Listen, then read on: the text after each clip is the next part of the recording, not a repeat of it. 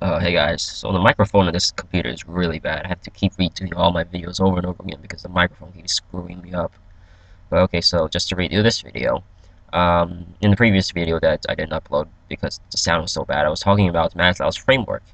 If you don't know who Maslow was, he was a humanist and he proposed the idea of self-actualization or being the best that you can be. He proposed the pyramid or the hierarchy of needs, which is a list of requirements that a person must fulfill in order to be totally happy with themselves. It starts with physiological at the bottom, which is food. Everyone needs food in order to be happy, of course. And then it moves up, supposedly going from the most important, which is the physiological, to the least important, before reaching the top of the pyramid, which is self-actualization, or being the best that you can be. He's one of the two really famous humanists. The other guy is Carl Rogers, who proposed the idea of unconditional positive regard, or if you're punishing someone, you punish them for their actions, but not for the person. Unconditional positive regard for a person. So Maslow also proposed the framework, or his Maslow's framework, which starts with four parts: unconditional incompetence, or conscious incompetence, conscious competence, and or unconscious competence. This is it's just like they use the same few words over and over again with flipped up meanings. It's pretty confusing to say, and it's a tongue twister. Try saying it.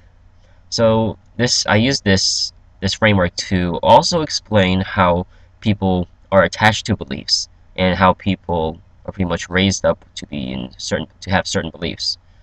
So essentially, this is explaining how faith works.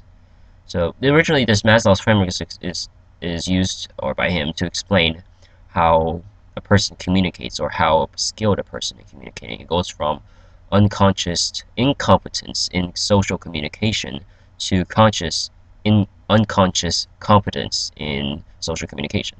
So I'll explain each four of these steps.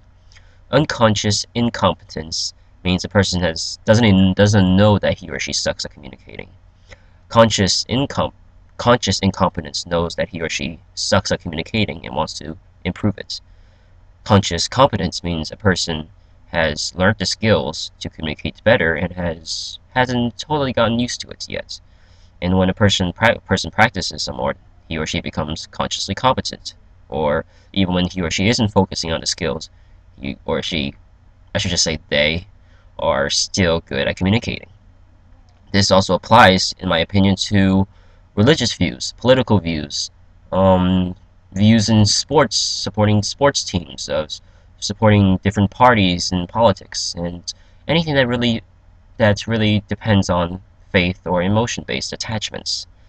So I was thinking about this in the bathroom after going to the swimming pool, and I just thought, hey, this fits perfectly. Much better explanation to at least in my opinion. So what happens is, let's start off with religion. So a person who was raised early in their religion starts off as, well, skips the two parts, skips unconscious incompetence and conscious incompetence within the two steps because they are too young to question their religion. So they automatically become consciously competent in that they recognize that they know something is true. So if their parents tell them that God must exist, then they are consciously competent that a God must exist because, well, they believe what their parents say, so they trust what their parents say. And after a while of being raised up in such a belief, they become consciously or unconsciously competent that a God exists. In that even when they're not focusing on the idea of God, they still have the sort of belief or they have the feeling that a God exists, and that's what faith usually is. It's based on the feeling. This applies to, of course, not wait, I just talked about religion. I talked about politics now. So a person is raised up in a political field, or if they're not raised up in it from a young age, then they probably condition themselves focusing on a few of their characteristics. They keep telling themselves over and over again that such a field or such a party is good versus such a party is not good, and after a while they become unconsciously competent, or even when they're not thinking about their attributes, they automatically have a feeling that one is better than the other. Of course, this applies to sports and anything else, like I said, that's emotion. So Maslow's framework explains the basis of faith, I think, and Now, to go backwards from it is to reverse an emotional attachment. A person goes from conscious incompetence or conscious competence back down to consciously competence, knowing that their belief is true. And then they reverse it by even further by going from consciously competent to consciously incompetent. They know that their beliefs are flawed, or that perhaps their beliefs are merely opinion, not the fact of the universe. If I'm talking about religion, then this is the process of which a person communicate or converts from one religion to another. A person recognizes that their religion possibly isn't true and converts back down to conscious incompetence. Now, after a while of looking at why their religion isn't true and substituting it for a different reason, then they become unconsciously competent. Now, of course, that doesn't necessarily mean a person is converting from one religion to another. It could be from converting religion to non-religion. That would be, I guess, an atheist. Converting from recognizing why a certain religion, like let's say Christianity, for me, was untrue, then you convert that to atheism. Or perhaps, if you're not me, then you're converting to maybe Islam or paganism or any of the other religions.